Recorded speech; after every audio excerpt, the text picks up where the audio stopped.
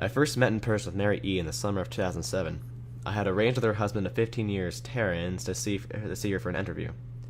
Mary had agreed since I was not a newsman, but rather an amateur writer gathering information for a few early college assignments and, if all went according to plan, some pieces of fiction.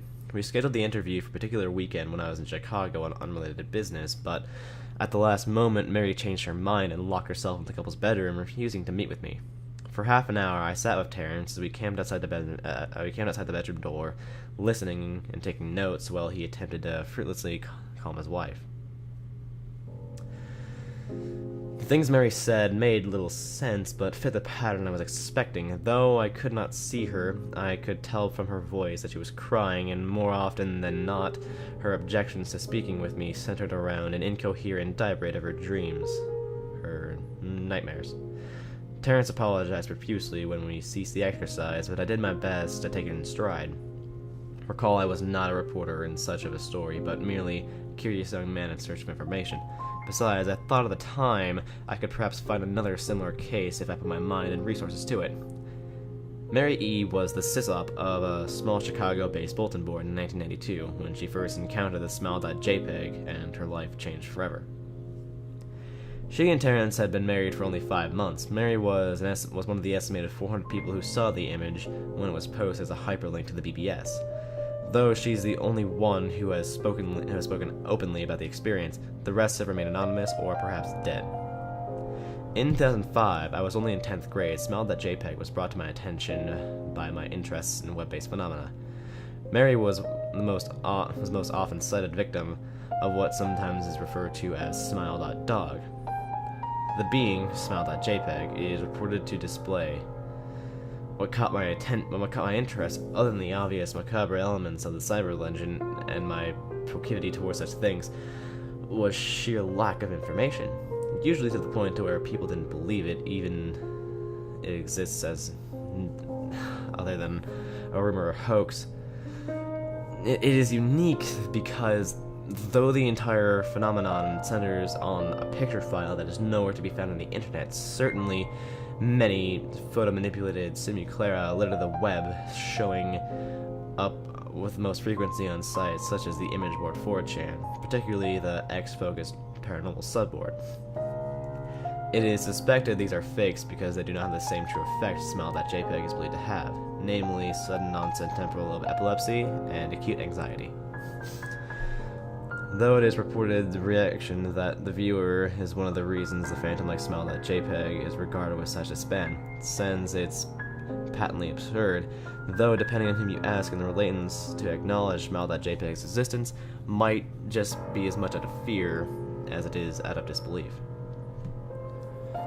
Neither Smile.jpg nor Smile.dog has mentioned anywhere on Wikipedia, though the website features other articles on such other, perhaps more scandalous shock sites as Hello.jpg or Two Girls One Cup. Any attempt to create a page pertaining to Smile.jpg is deleted by any of the encyclopedia's many admins.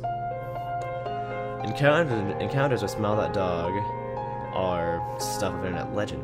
Mary E.'s story is not unique. There are unverified rumors of Smile.jpg showing up in the early days of Usenet, and is even one persistent tale of 2002, a hacker flooded the forums of humor and satire website Something Awful with a deluge of Smile.jpg's pictures, rendering almost half the forum users at the time epileptic. It is also said in the mid to late 90s, the Smile.jpg circulated Usenet as an attachment of a chain email with the subject line, "Smile, God loves you," yet despite the huge exposure these stunts would generate, there are very few people who admit to having experienced any of them, and no trace of the file or any link has ever been discovered. Those who claim to have seen Smile.jpg often weakly joke that they were far too busy to save a copy of the picture to their hard drive. However, all alleged victims of the same description of the photo, often the same description of the photo, a dog-like creature, usually described as appearing similar to a Siberian husky, illuminated by the flash of the camera, sits in a dim room with the only background detail being a visible human hand extending from the darkness near the left side of the frame. The hand is empty, but is usually described as beckoning. Of course, most attention is given to the dog, or a dog creature, as some victims are more certain than others about what they have claimed to have seen. The muzzle of the beast is reported to have a split in a wide grin, revealing 2 rows of very white, very straight, very sharp, very human-looking teeth. This, of course, is not a description given immediately after viewing the picture, but rather a recollection of victims who have claimed to seen the picture endlessly repeated through their mind's eyes during the time they are, in reality, having epileptic fits. These fits are reported to continue intermittently, often while the victims sleep wrestling in very vivid, disturbing nightmares. These may be treated with medication, though sometimes more effective than others. Mary E., I assumed, was not on any effective medication, though that was why, after my visit into her apartment in 2007, I sent out feelers to several folklore and urban legend news groups, websites, and mailing lists, hoping to find the name of a supposed victim of Smile.jpg who felt more interested in talking about his experiences for a time. Nothing happened at length. I forgot completely about my pursuit since I had begun freshman year of college and was quite busy. Mary contacted me via email, however, near the beginning of March 2008.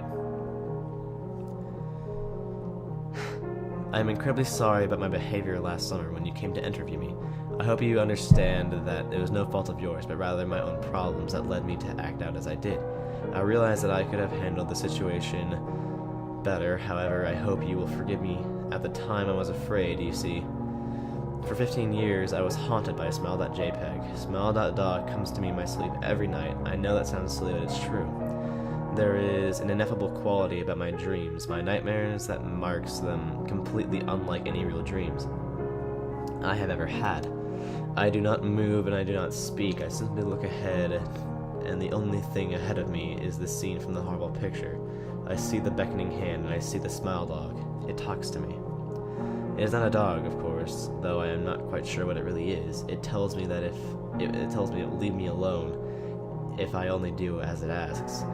All I must do, it says, spread the word. That's how it phrases its demands. And I know exactly what it means. It wants me to show to someone else. And I could. The week after my incident, I received a mail envelope with no return address. Inside, it was only a 3.5-inch floppy disklet. Without having to check, I precisely knew what was on it. Though for a long time about my options, I could show it to a stranger, a coworker, or I could even show it to Terrence, as much as the idea disgusted me, and what would happen to them. What if Smile.dog kept its word and I could sleep? Yet if it lied, what would I do? And who was to say something worse would not come at me if I did as the creature asked?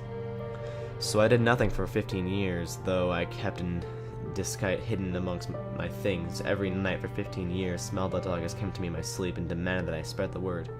For 15 years, I have stood strong, though there have been hard times. Many of my fellow victims on the BBS board, where I first encountered Smile.jpg, stopped posting. I heard some of them committed suicide. Others remained completely silent, simply despairing off the face of the web. There are others I worry about. I worry about them the most.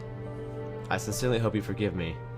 But last summer when you contacted me, my husband, about an interview, I was near the breaking point. I decided I was going to give you the floppy disklet. I did not care if Smile.dog was lying or not. I wanted it to end.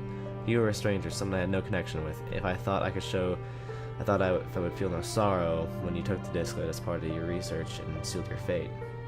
Before you arrived, I realized what I was doing, and I was plotting to ruin your life. I could not stand the thought another. In fact, I still cannot. I am ashamed. And I only hope this warning will dissuade you from further investigating Smile.jpg. You may encounter someone who is, if not weaker than I, then wholly more deprived. Someone who will not hesitate to follow Smile.dog's orders. Stop while you are still whole. Sincerely, Mary E. Terrence contacted me later that month with the news that his wife had killed herself while cleaning up various things she left behind, closing email accounts, and like had happened above the message, he was a man in shambles. He wept. He told me to listen to his wife's advice. He found the disc that he relieved and burned it until it was nothing but a stinking pile of blackened plastic. The part that most disturbed him, however, was the disclet had hissed. It melted like some sort of animal, he said. I will admit I was a little uncertain how to respond to this. At first, I thought perhaps it was a joke, and the couple playing with the situation in order to get a rise out of me. A quick check to several Chicago newspapers online obituaries, however, proved that Mary E. was indeed dead. There was, of course, no mention of the suicide in the article. I decided for time at last I would not further pursue the subject of Smile.jpg, especially since I had finals coming up that weekend. I had finals coming up at the end of May. But the world has a lot of ways of testing us. Almost a full year after I'd returned from my disastrous interview with Mary E., I received another email. Hello, I found your email address through a mailing list. On your profile said you were interested in Smile.dog. I have saw it, and it's not as bad as everyone says it is. I have sent it to you here, just spreading the word. The final line chilled me to the bone. According to my email client, there was one file attached, called, naturally, Smile.jpg. I considered downloading it for some time. It was most likely a fake. I imagined even if it weren't, I was never wholly convinced of Smile.jpg's particular powers. Mary's accent had shaken me, yes, but she was probably mentally unbalanced anyway. After all, how could a simple image do what Smile.jpg was said to accomplish? What sort of creature was it in that it could break one's mind with only the power of the eye? And if such things were patently absurd, then why did the legend exist at all? If I downloaded the image and if I looked at it, and if Mary turned to be correct, if Smile.dog comes to me in my dreams demanding I spread the word, what would I do? Would I live my life as Mary had, fighting against the urge to give in until I died? Or would I simply spread the word, eager to put it to rest? And if I choose the latter route, how could I do it, and whom would I burden in turn? If I went through with my earlier intention to write a short article on Smile.jpg, I decided I could attach it as evidence, and anyone who read the article, anyone who took interest, would be affected. And even assuming the Smile.jpg attached to an email was genuine, would I be enough to save myself in that manner? Could I spread the word? Yes. Yes, I could.